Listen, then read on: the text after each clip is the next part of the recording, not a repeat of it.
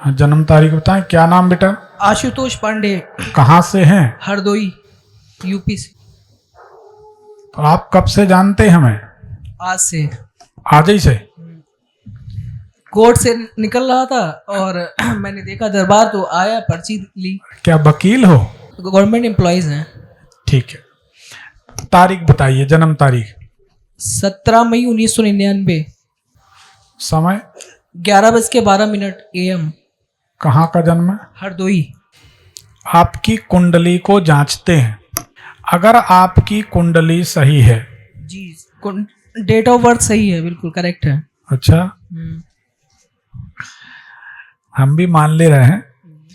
आप कोर्ट में हैं तो हम ज्योतिषी हैं, दोनों को एक दूसरे की समझना पड़ेगी। जी। हम पहले कुंडली को जांचते हैं, वेरीफाई करते हैं। अगर कुंडली सही होती है तो फलादेश सही होगा, अगर कुंडली सही नहीं होगी तो आगे का फलादेश भी गलत होगा कि नहीं होगा? जी जी। बेस मजबूत होना चाहिए।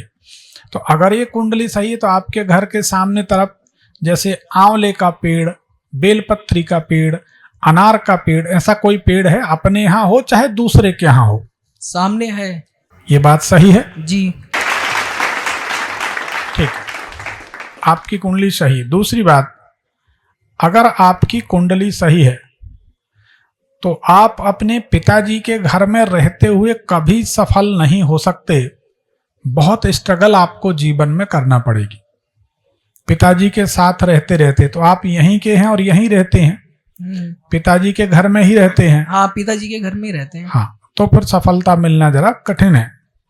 ये बताइए, आप पानी थोड़ा कम पीते हैं क्या? राइट। सही है, पानी की मात्रा थोड़ा बढ़ाना है। जी। कुंडली बताती कि आपके शरीर में पानी की मात्रा कम है।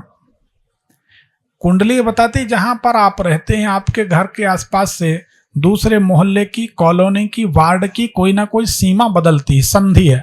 जैसे ये वार्ड नंबर 1 है, आसपास से वार्ड नंबर 2, ये रामनगर है तो ये सुदामा नगर है। ये गांव खत्म होता कॉलोनी शुरू, कॉलोनी खत्म होती गांव शुरू। कुछ ना कुछ परिवर्तन हो रहा घर के आसपास से। सही है? जी जी।